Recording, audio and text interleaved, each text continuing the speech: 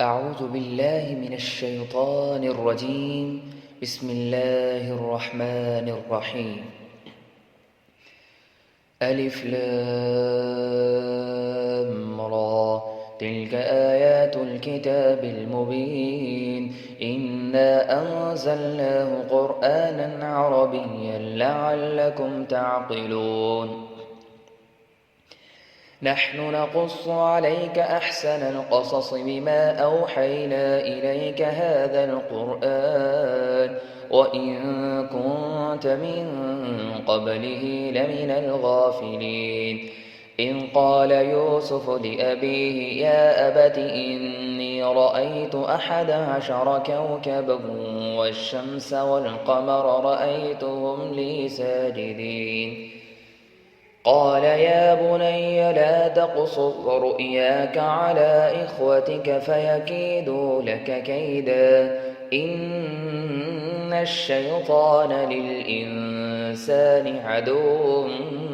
مبين. وكذلك يجتبيك ربك ويعلمك من تأويل الأحاديث ويتم نعمته عليك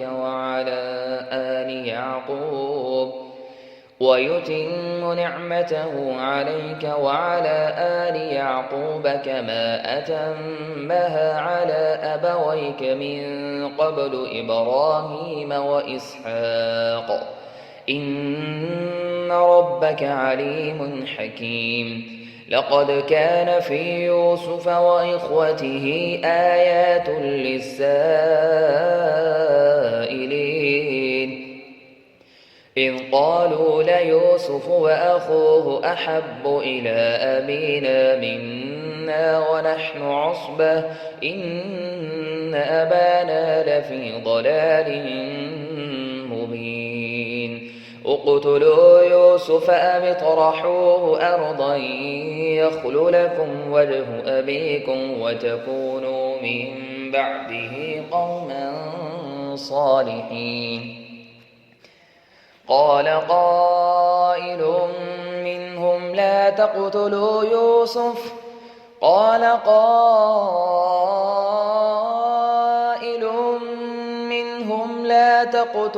يوسف وألقوه في غيابة الجب يلتقطه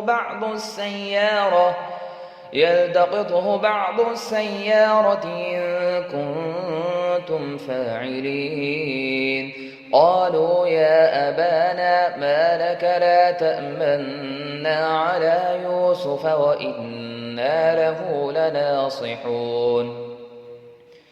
أرسله معنا غدا يرتع ويلعب وإنا له لحافظون. قال إني ليحزنني أن تذهبوا به وأخاف أن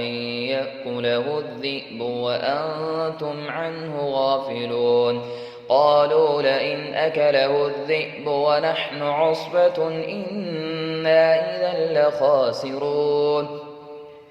فلما ذهبوا به وأجمعوا أن يجعلوه في غيابة الجب وأوحينا إليه لتنبئنهم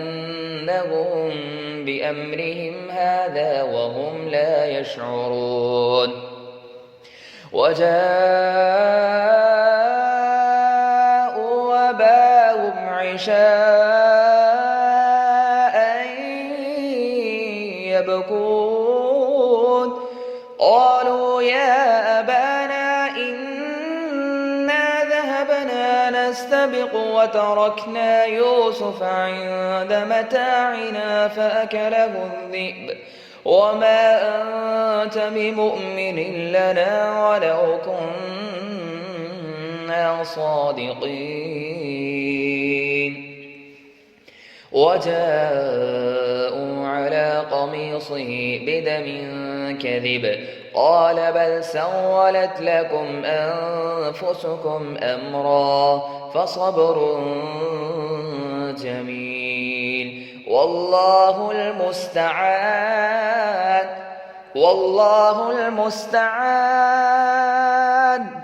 والله المستعان على ما تصفون. وجاءت سيارة فأرسلوا واردهم فأدلى دلوه قال يا بشرى هذا غلام وأسروه بضاعة والله عليم بما يعملون. وشروه بثمن بخس دراهم معدودة وكانوا فيه من الزاهدين. وقال الذي اشتراه من مصر لامرأته أكرمي مثواه عسى أن ينفعنا أو نتخذه ولدا وكذلك مكنا ليوسف في الأرض ولنعلمه من تأويل الأحاديث والله غالب على أمره ولكن أكثر الناس لا يعلمون. ولما بلغ أشده آتيناه حكما وعلما وكذلك نجزي المحسنين. وراودته التي هو في بيتها عن نفسه وغلقت الأبواب وقالت هيت لك قال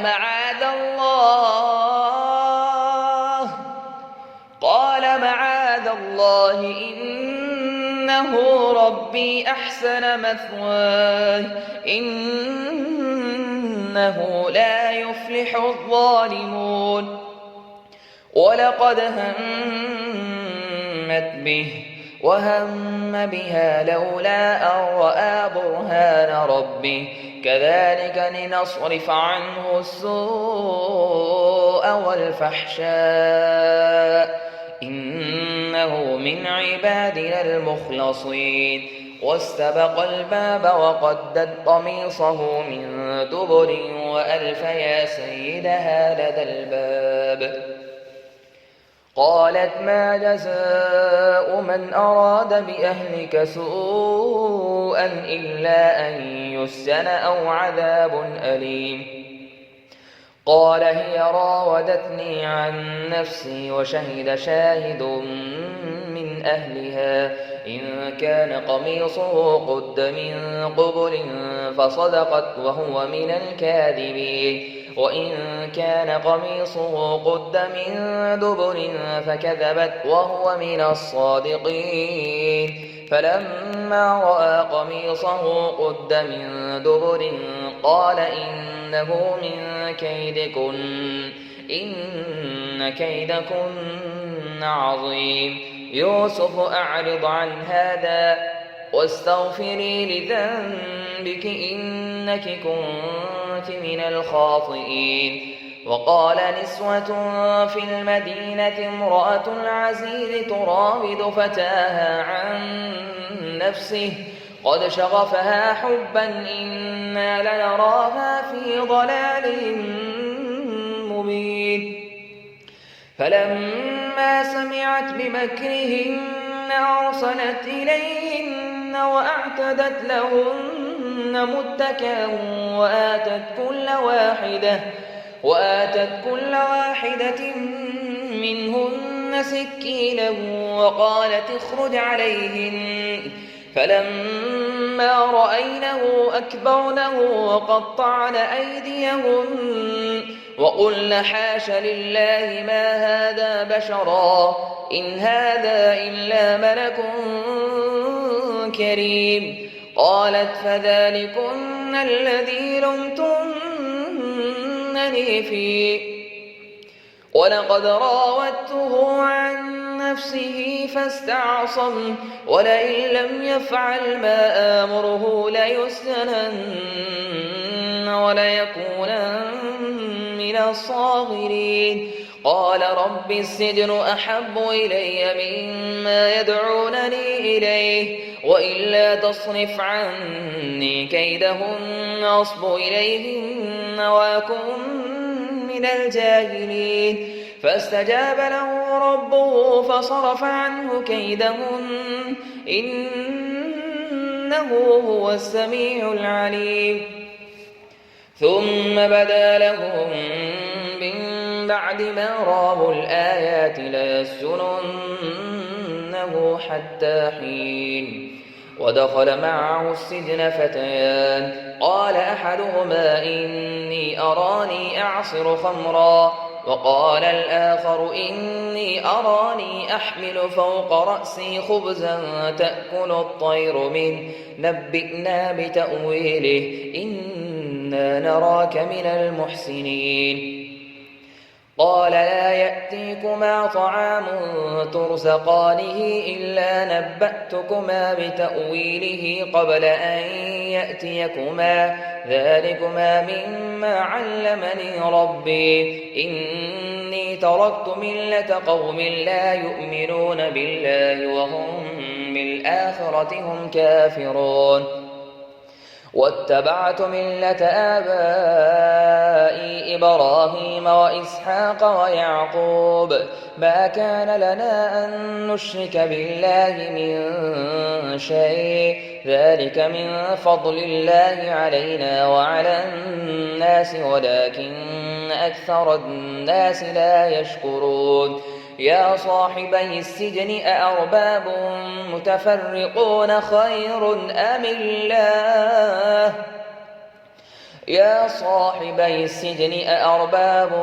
متفرقون خير أم الله الواحد القهار ما تعبدون من دونه إلا أسماء سميتموها أنتم وآباؤكم ما أنزل الله بها من سلطان إن الحكم إلا لله أمر ألا تعبدوا إلا إياه ذلك الدين القيم ولكن أكثر الناس لا يعلمون يا صاحبي السجن أما أحدكما فيسقي ربه خمرا وأما الآخر فيصلب فتأكل الطير من رأسه قضي الأمر الذي فيه تستفتيان وقال للذي ظن أنه ناج منه اذكرني عند ربك فأنساه الشيطان ذكر ربه فلبث في السجن بضع سنين وقال الملك إني أرى 7 بقرات سمان يأكلهن 7 عجاف و7 سنبلات خضر وأخر يابسات يا أيها الملأ أفتوني في رؤياي إن كنتم للرؤيا تعبرون قالوا أضغاث أحلام وما نحن بتأويل الأحلام بعالمين وقال الذي نجا منهما وادكر بعد أمة أنا أنبئكم بتأويله فأرسلون يوسف أيها الصديق وافتنا في 7 بقرات سمان يأكلهن 7 عجاف و7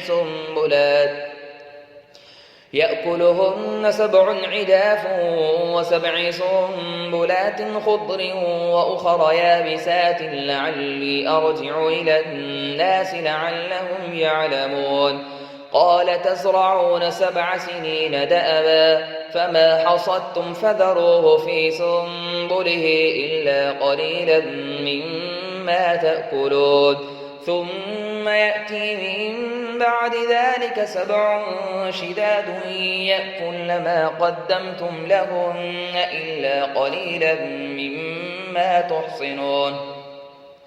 ثم يأتي من بعد ذلك عام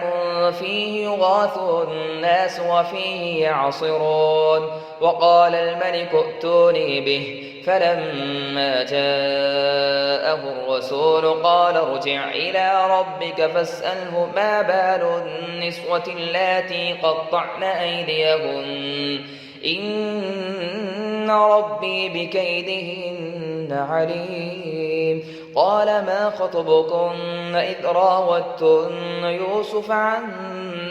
نفسه قلن حاش لله ما علمنا عليه من سوء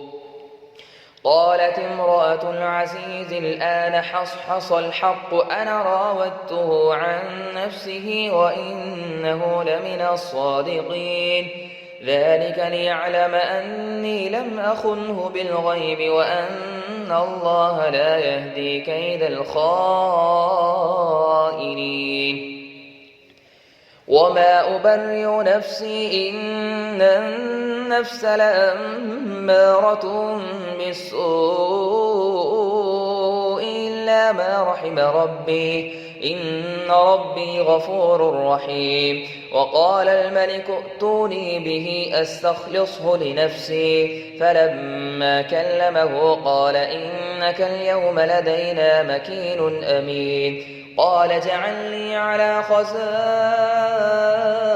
الأرض إني حفيظ عليم وكذلك مكنا ليوسف في الأرض يتبوأ منها حيث يشاء نصيب برحمتنا من نشاء ولا نضيع أجر المحسنين ولأجر الآخرة خير للذين آمنوا وكانوا يتقون وجاء إخوة يوسف فدخلوا عليه فعرفهم وهم له منكرون ولما جهزهم بجهازهم قال ائتوني بأخ لكم من أبيكم ألا ترون أني أوفي الكيل وأنا خير المنزلين فإن لم تأتوني به فلا كيل لكم عندي ولا تقربون قالوا سنراود عنه أباه وإنا لفاعلون وقال لفتيانه اجعلوا بضاعتهم في رحالهم لعلهم يعرفونها إذا انقلبوا إلى أهلهم لعلهم يرجعون فلما رجعوا إلى أبيهم قالوا يا أبانا منع منا الكيل فأرسل معنا أخانا نكتل وإنا له لحافظون قال هل آمنكم عليه إلا كما أمنتكم على أخيه من قبل فالله خير حافظا وهو أرحم الراحمين ولما فتحوا متاعهم وجدوا بضاعتهم ردت إليهم قالوا يا أبانا ما نبغي هذه بضاعتنا ردت إلينا ونمير أهلنا ونحفظ أخانا ونزداد كيل بعير ذلك كيل يسير قال لن أرسله معكم حتى تؤتون موثقا من الله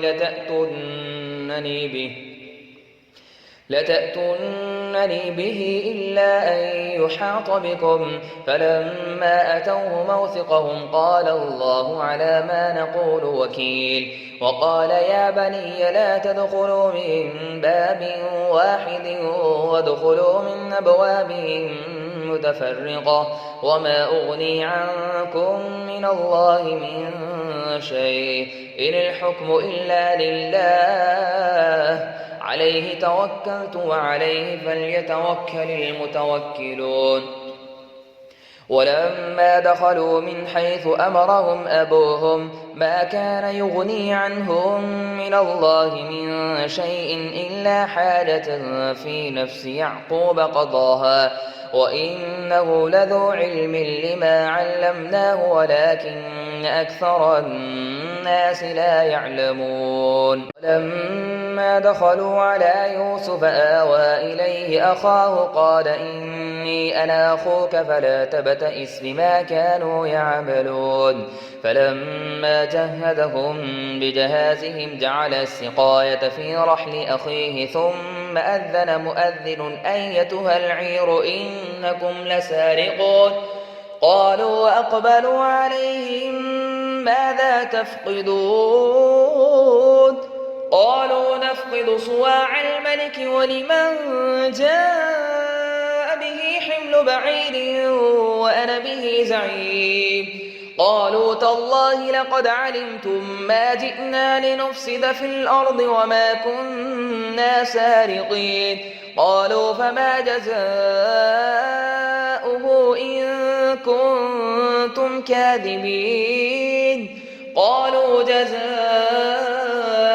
من وجد في رحله فهو جزاؤه كذلك نجزي الظالمين. فبدأ بأوعيتهم قبل وعاء أخيه ثم استخرجها من وعاء أخيه كذلك كدنا ليوسف ما كان ليأخذ أخاه في دين الملك إلا أن يشاء الله نرفع درجات من نشاء وفوق كل ذي علم عليم. قالوا إن يسرق فقد سرق أخ له من قبل فأسرها يوسف في نفسه ولم يبدها لهم قال أنتم شر مكانا والله أعلم بما تصفون. قالوا يا أيها العزيز إن له أبا شيخا كبيرا فخذ أحدنا مكانه إنا نراك من المحسنين. قال معاذ الله أن نأخذ إلا من وجدنا متاعنا عنده إنا إذا لظالمون. فلما استيئسوا منه خلصوا نجيا قال كبيرهم ألم تعلموا أن أباكم قد أخذ عليكم موثقا من الله ومن قبل ما فرطتم في يوسف فلن أبرح الأرض حتى يأذن لي أبي أو يحكم الله لي وهو خير الحاكمين. ارجعوا إلى أبيكم فقولوا يا أبانا إن ابنك سرق وما شهدنا إلا بما علمنا وما كنا للغيب حافظين. واسأل القرية التي كنا فيها والعير التي أقبلنا فيها وإنا لصادقون. قال بل سولت لكم أنفسكم أمرا فصبر جميل عسى الله أن يأتيني بهم جميعا إنه هو العليم الحكيم. وتولى عنهم وقال يا أسفا على يوسف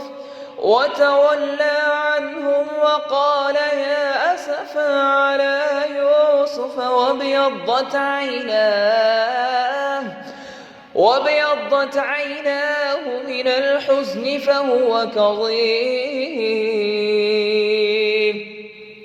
قالوا تالله تفتأ تذكر يوسف حتى تكون حرضا أو تكون من الهالكين. وتولى عنه وقال يا أسفا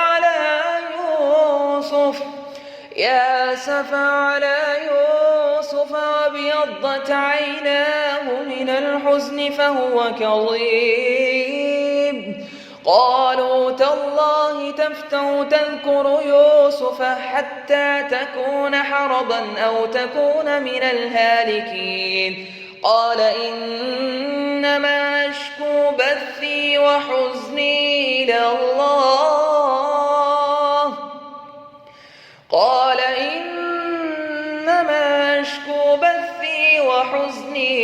إلى الله وأعلم من الله ما لا تعلمون. يا بني اذهبوا فتحسسوا من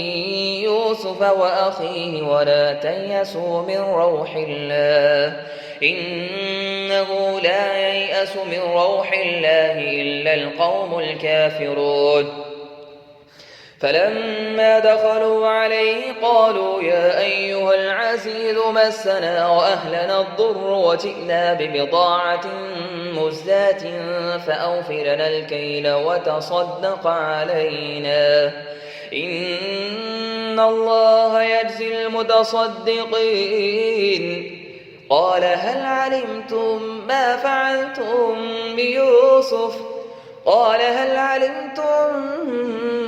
فعلتم بيوسف وأخيه إذ أنتم جاهلون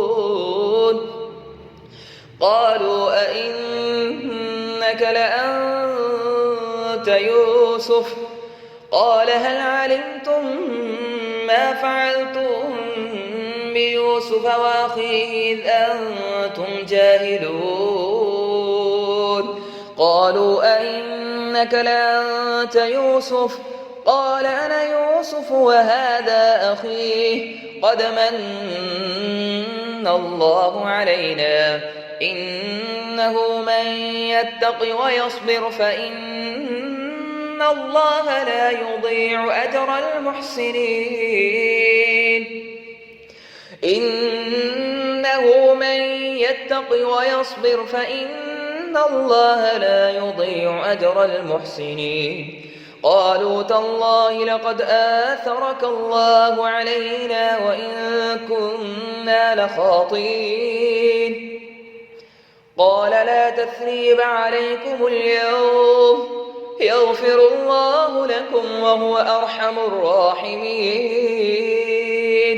اذهبوا بقميصي هذا فألقوه على وجه أبي يأت بصيرا وأتوني بأهلكم أجمعين ولما فصلت العير قال أبوهم إني لأجد ريح يوسف ولما فصلت العير قال أبوهم إني لأجد ريح يوسف لولا أن تفندون قالوا تالله إنك لفي ضلالك القديم فلما أن جاء البشير ألقاه على وجهه فارتد بصيرا قال ألم أقل لكم إني أعلم من الله ما لا تعلمون قالوا يا أبانا استغفر لنا ذنوبنا إنا كنا خاطئين قال سوف أستغفر لكم ربي إنه هو الغفور الرحيم فلما دخلوا على يوسف آوى إليه أبويه وقال ادخلوا مصر إن شاء الله آمنين ورفع أبويه على العرش وخروا له سجدا وقال يا أبت هذا تأويل رؤياي من قبل قد جعلها ربي حقا وقد أحسن بي إذ أخرجني من السجن وجاء بكم من البدو من بعد أن نزغ الشيطان بيني وبين إخوتي إن ربي لطيف لما يشاء إنه هو العليم الحكيم رب قد آتيتني من الملك وعلمتني من تأويل الأحاديث فاطر السماوات والأرض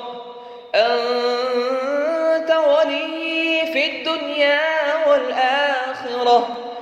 أنت ولي في الدنيا والآخرة توفني مسلما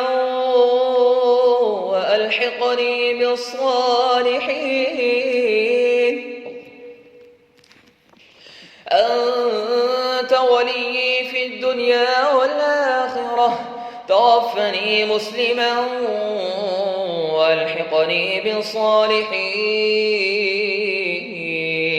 ذلك من أنباء الغيب نوحيه إليك وما كنت لديهم إذ أجمعوا أمرهم وهم يمكرون وما أكثر الناس ولو حرصت بمؤمنين وما تسألهم عليه من أجر إن هو إلا ذكر للعالمين وكأين من آية في السماوات والأرض يمرون عليها وهم عنها معرضون وما يؤمن أكثرهم بالله إلا وهم مشركون أفأمنوا أن تأتيهم غاشية من عذاب الله أو تأتيهم الساعة بغتة وهم لا يشعرون قل هذه سبيلي أدعو إلى الله على بصيرة أنا ومن اتبعني وسبحان الله وما أنا من المشركين وما أرسلنا من قبلك إلا رجالا نوحي إليهم من أهل القرى أفلم يسيروا في الأرض فينظروا كيف كان عاقبة الذين من قبلهم ولدار الآخرة خير للذين اتقوا أفلا تعقلون حتى إذا استيأس الرسل وظنوا أنهم قد كذبوا جاءهم نصرنا فنجي من نشاء ولا يرد بأسنا عن القوم المجرمين لقد كان في قصصهم عبرة لأولي الألباب ما كان حديثا يفترى ولكن تصديق الذي بين يديه وتفصيل كل شيء وهدى